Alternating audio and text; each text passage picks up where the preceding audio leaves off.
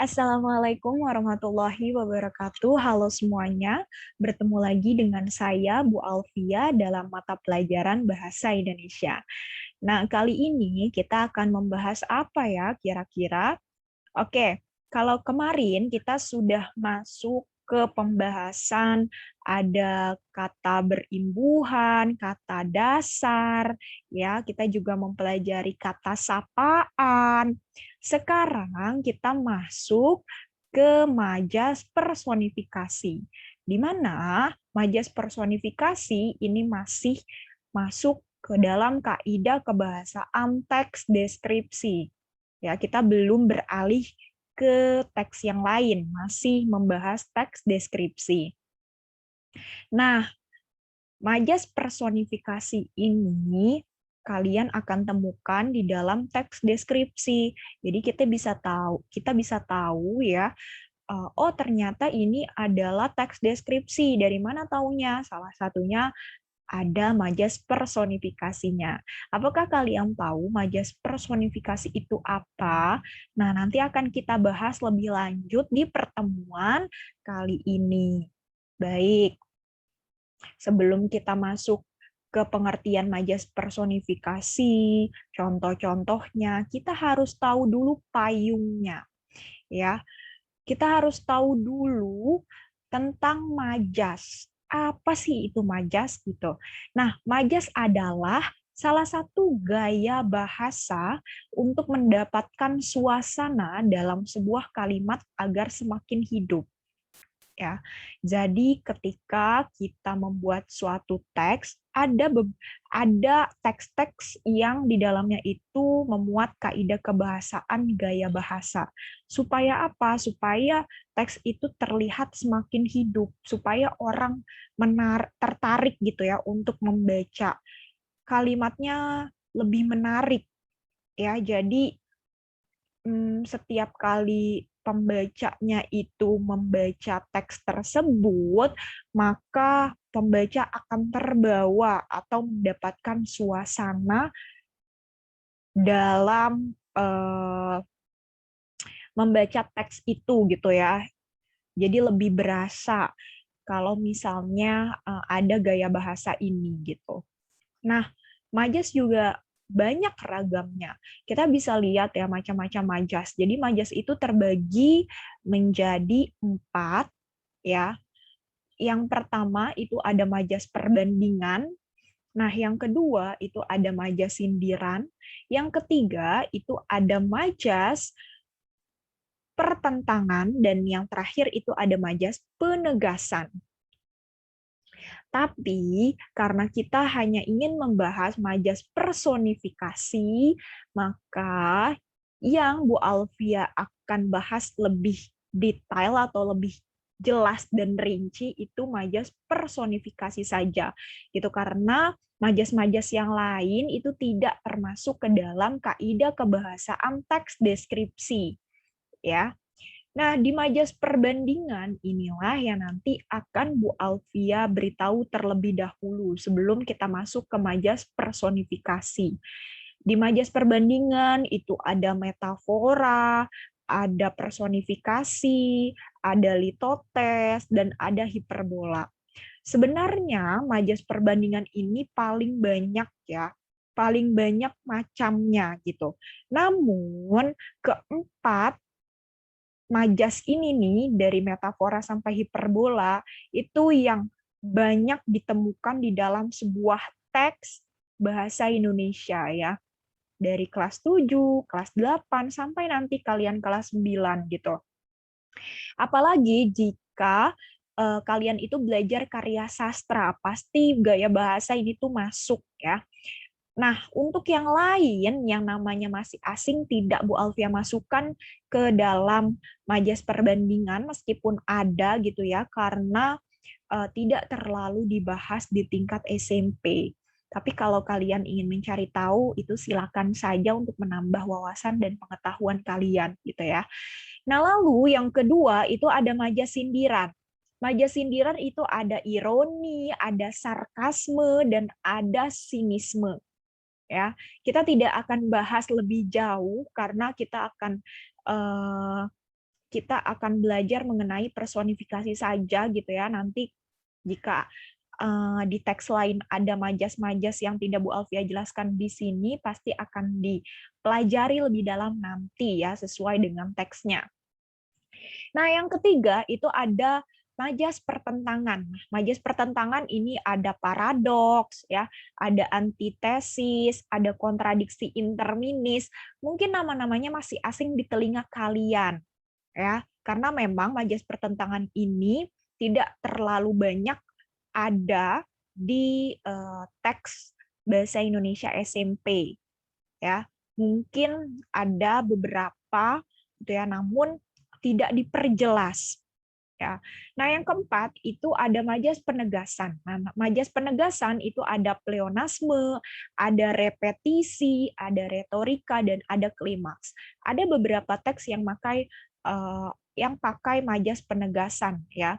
Ada di pidato persuasif misalnya ada repetisi atau pengulangan, ya, tapi di teks deskripsi ini kita hanya ingin membahas majas perbandingan, yaitu majas personifikasi gitu ya. Jadi di dalam majas perbandingan salah satunya ada personifikasi yang akan kita bahas.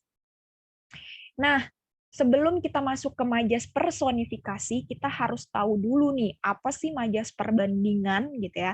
Karena kan personifikasi itu masuk ke dalam majas perbandingan. Nah, majas perbandingan itu adalah majas yang membandingkan. Yang namanya perbandingan pasti membandingkan dong gitu. Atau menyandingkan sesuatu hal dengan hal lainnya.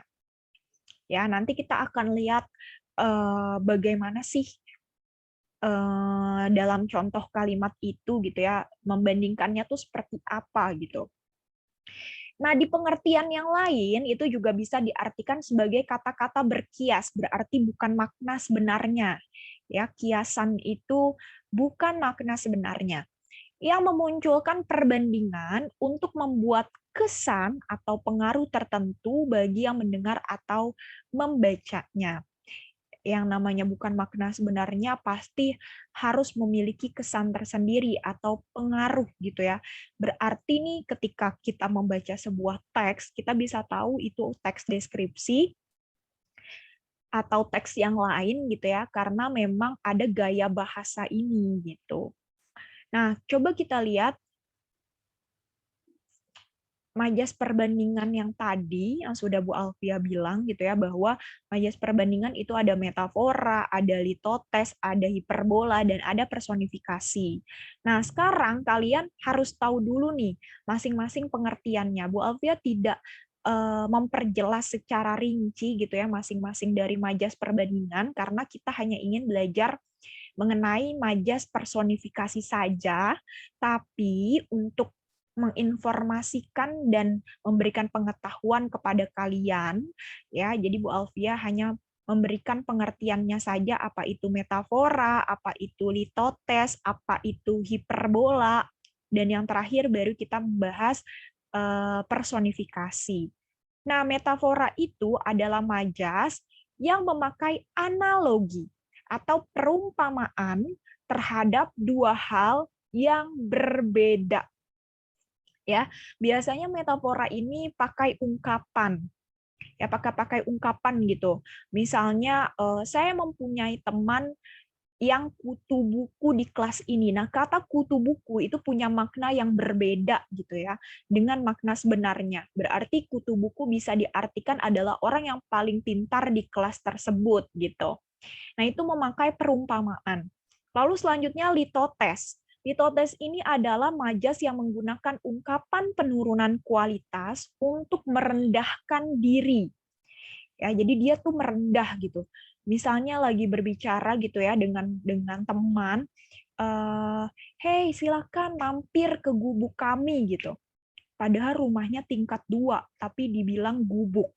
Nah, itu kan sebagai bentuk perendahan diri ya, dia merendahkan dirinya sendiri gitu. Padahal rumahnya bagus, tapi dianggap sebagai gubuk gitu. Nah, itu merupakan majas litotes.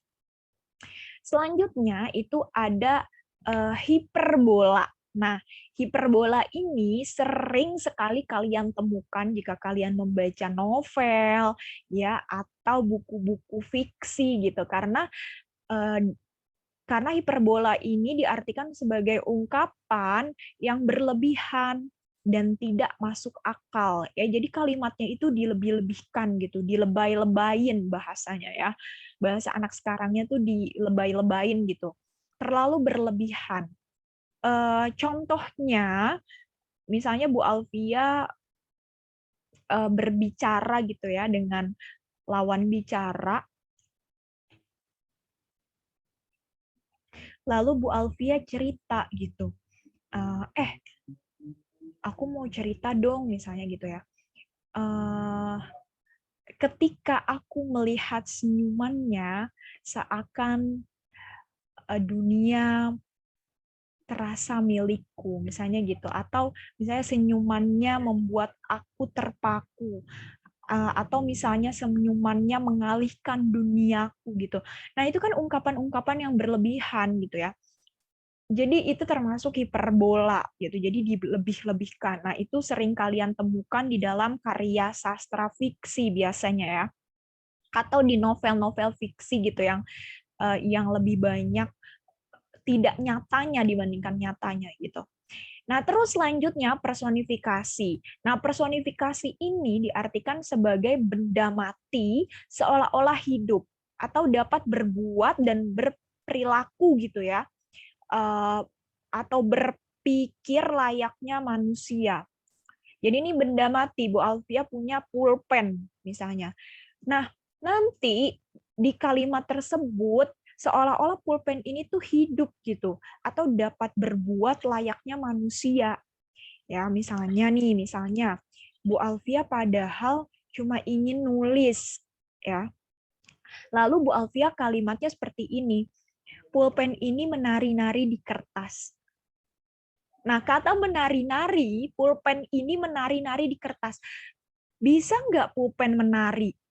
Nggak bisa, tapi maknanya berarti pulpen ini sedang apa? Sedang menyoretkan tintanya di kertas gitu ya. Mencoretkan tintanya di kertas, jadi menari-nari gitu. Jadi orang sedang menulis. Nah, itu maknanya. Jadi benda mati seolah-olah hidup. Nah, coba kita lihat ya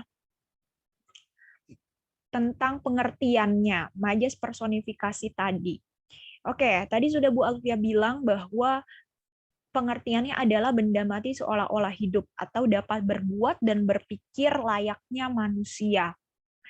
Ya, jadi ya memang dia itu benda mati, tapi ketika diberikan majas personifikasi, dia itu seolah-olah bisa hidup, bernyawa gitu, seolah-olah berbuat seperti manusia. Nah, biasanya dia diiringi dengan kata kerja. Jadi yang tadi nih menari-nari itu kan kata kerja ya. Jadi benda matinya itu diiringi oleh kata kerja yang membuat seolah-olah hidup. Nah, kita akan belajar dulu kata kerja itu apa sih supaya kalian tidak bingung ya. Oke, di sini kita bisa lihat gitu.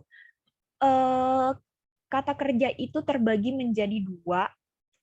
Ya, bisa dia itu kata dasar ya, kata dasar nih bisa dia kata berimbuhan. Berarti kata dasar yang sudah diberikan tambahan gitu ya. Berupa awalan, akhiran, sisipan, dan lain sebagainya.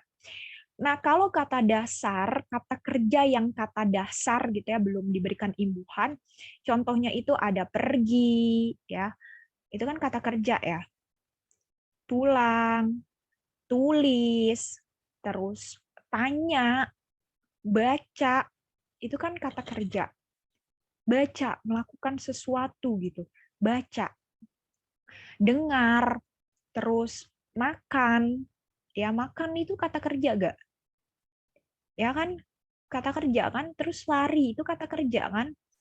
Nah, ini belum diberikan imbuhan. Hanya kata dasarnya saja. Masih banyak kata kerja yang masuk dalam kategori kata dasar gitu ya.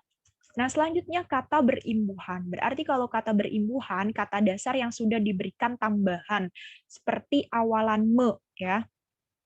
Biasanya kata kerja yang diimbuhkan itu diawali dengan awalan me, awalan ber, awalan di, awalan ter, awalan per gitu, atau bisa juga di akhiran kan atau akhiran i juga bisa. Nah, contohnya apa? Misalnya menulis, ya awalan me itu ada menulis.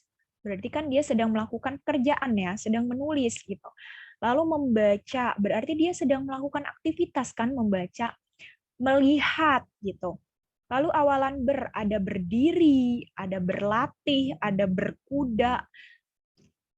Lalu awalan di ada ditulis, dibaca, dilihat. Nah, itu semua merupakan kata kerja yang sudah diberikan imbuhan. Ada juga di awalan ter. Ada tertulis, ada terbaca, ada terlihat, ya kan? Lalu di awalan per ada perpanjang, ya. Ada percepat, ada persingkat. Lalu ini ada akhiran kan gitu ya, ada tuliskan, bacakan, dan damaikan. Masih banyak sebenarnya kata kerja yang lain. Nah, yang mudahnya gitu ya, yang mudahnya ketika itu melakukan suatu kegiatan atau menyatakan sesuatu ya yang dikerjakan, nah itu pasti kata kerja. Gitu. Beda halnya sama nomina. Nomina itu kata benda gitu. Kalau Bu Alfia bilang dompet, nah dompet itu kan bukan kata kerja, ya kan? Iya nggak? Karena nggak bisa, mendompet itu nggak bisa, berdompet itu nggak bisa gitu. Ketika dia disematkan dengan awalan me, awalan ber, itu tidak bisa bermakna gitu, tidak ada maknanya. Nah, sampai sini paham ya? Nah, ini adalah contoh-contoh dari majas personifikasi. Ombak menyeret perahu sampai ke tepian. Oke, ombak menyeret perahu sampai ke tepian. Bisa nggak ombak menyeret perahu? Gitu. Kalau dipikir ya, dipikir pakai logika, bisa nggak ombak menyeret perahu? Kan nggak bisa. Ya maksudnya apa? Maksudnya ketika ketika perahu ada di atas lautan, kan yang namanya perahu itu kan di laut ya. Kenapa dia bisa berjalan gitu ya di atas air? Apalagi ketika ada ombak, ada debur ombak gitu. Nah, itu maknanya oh berarti ombak itu bisa membuat perahu sampai ke tepian dengan cepat ya. Nah, di sini memakai kata menyeret gitu. Nah, menyeret ini kan merupakan kata kerja. Nah, jadi kata kerja ini yang beriringan dengan kata ombaknya gitu. Ya, jadi menyeret merupakan kata kerja yang ada di majas personifikasi gitu. Tanpa adanya menyeret nih misalnya ombak perahu sampai ke tepian. Tanpa adanya menyeret itu tuh tidak bisa dimaknakan ya atau tidak bermakna gitu. Jadi kalimat tersebut nih, kalimat ombak menyeret perahu sampai ke tepian merupakan majas personifikasi karena ya tadi gitu, benda mati kan ombak itu kan benda mati ya tidak hidup gitu. Tapi ketika dia diiringi atau eh, di apa namanya digabungkan dengan kata kerja, jadi seolah-olah ombaknya itu hidup gitu, ber apa ya berperilaku atau eh, berbuat seperti manusia. Kan kalau manusia bisa nyeret orang bisa tuh. Oke, lanjut ya. Contoh kedua, selimut memeluk memelukku sepanjang malam. Maksudnya apa selimut memelukku? Emang selimut itu seperti manusia bisa meluk? Kan enggak ya. Nah, maksudnya selimut itu bisa menghangatkan manusia sepanjang malam. Ketika kita pakai selimut, otomatis kita merasa hangat ya, karena memang sifat selimut itu menghangatkan. Nah, tapi karena gaya bahasa, lagi-lagi ya, karena kalimatnya divariasikan dengan majas personifikasi, maka selimut tadi yang benda mati gitu ya bisa dijadikan seolah-olah layaknya manusia karena disematkan dan digabungkan dengan kata kerja memeluk. Ya, paham ya sampai sini? Oke. Lanjut, yang ketiga, dingin salju menusuk sampai tulang. Apakah dingin salju itu bisa menusuk? Yang bisa menusuk kan manusia ya, manusia bisa nusuk orang gitu. Nah, tapi apakah dingin salju itu bisa menusuk? Kan enggak, ya kan? Nah, jadi maksudnya dingin salju menusuk sampai ke tulang tuh emang benar-benar dingin gitu. Salju itu benar-benar membuat manusia tuh kedinginan, yang merasa suhunya itu jauh di bawah suhu biasanya gitu kan. Nah, karena ada kata menusuk ini, makanya dia disebut dengan majas personifikasi gitu, karena dingin salju itu benda mati dan digabungkan dengan kata kerja menusuk seolah-olah kan hidup gitu ya. Oke, kita bahas lagi di contoh selanjutnya ya. Kasur menarik paksa tubuhku agar tidak beranjak. Apakah kasur bisa menarik-narik seperti manusia? Tidak, karena kasur itu benda mati. Ya, tapi karena dia diiringi dengan kata kerja menarik, jadi seolah-olah kasurnya itu hidup. Padahal maksudnya apa? Kasur menarik paksa tubuhku agar tidak beranjak. Ya, kita tidak bangun-bangun dari tempat tidur. Bahasa sekarangnya tuh apa? Mager, males gerak ya. Seperti itu. Jadi kalian bisa dengan mudah melihat kalimat tersebut adalah majas personifikasi atau bukan. Bisa dilihat dari benda matinya, lalu diiringi dengan kata kerjanya. Ya, lalu contoh berikutnya, burung menyanyi di pagi hari. Apakah burung bisa menyanyi? Bisa, tapi kalau burungnya burung beo, ya, suka menirukan orang. Oke, burung menyanyi di pagi hari maksudnya dia sudah berkicau gitu ya, membangunkan manusia gitu ya. Apa namanya, seperti bunyi ayam yang sering berkokok kalau pagi hari gitu. Nah, burung juga maksudnya tuh berkicauan ya. Nah, jadi meskipun burung itu benda hidup gitu ya, burung kan benda hidup ya, dia bisa bernapas gitu. Maksudnya dia bisa hidup, bukan benda mati. Tapi apakah burung itu bisa menyanyi gitu seperti layaknya manusia? Tidak, karena burung itu hewan ya. Tidak, dia punya bahasanya sendiri gitu, bahasa hewan. Nah, karena dia disematkan oleh kata kerja seolah-olah berperilaku seperti manusia, maka disebut majas personifikasi ya, seperti itu. Lalu contoh yang terakhir, bulan purnama tersenyum manis kepadaku. Ayo, apakah bulan itu bisa tersenyum? Kan enggak. Ya kan, bulan purnama nggak bisa tersenyum. Maksudnya apa? Maksudnya tuh bulan purnama tuh menerangi malam ini gitu. Kita bisa dengan jelas lihat bulan purnama dan kita bisa takjub gitu ya melihat bulan, seakan-akan dia tersenyum manis kepada kita gitu ya.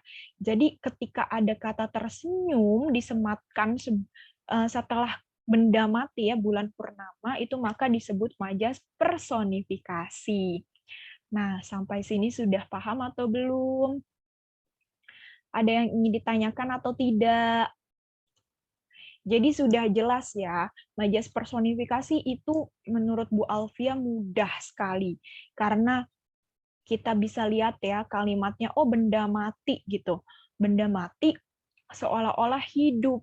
kayak seperti lonceng. Ya, lonceng itu misalnya benda mati. Kan ketika lonceng berbunyi gitu ya, tapi lonceng lonceng berbunyi, tapi kalimatnya tuh divariasikan dengan gaya bahasa yang lain gitu. Sehingga misalnya eh, loncengnya itu eh, bernyanyi gitu, atau lonceng itu memanggil-manggilku untuk segera masuk ke kelas.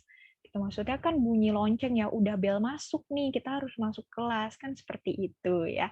Jadi gampang ya, mudah sekali membedakan majas personifikasi. Oke, kalau tidak ada pertanyaan, berarti Bu Alfia akhiri dulu pembelajaran kita pada hari ini. Atau jika ada yang ingin ditanyakan atau belum jelas, kalian bisa menanyakannya di grup WhatsApp ya, seperti biasa kita berdiskusi di sana. Dan setelah ini jangan lupa untuk melihat modul bahasa. Kalian lihat di kegiatan belajar 2 untuk em, mengisi mengisi tugas yang sudah Bu Alfia sematkan di kegiatan belajar 2 ya, di modul bahasa kalian masing-masing. Oke, sampai sini Bu Alfia akhiri dulu. Jika ada kata-kata yang kurang berkenan ataupun ada kesalahan kata, mohon dimaafkan. Wassalamualaikum warahmatullahi wabarakatuh.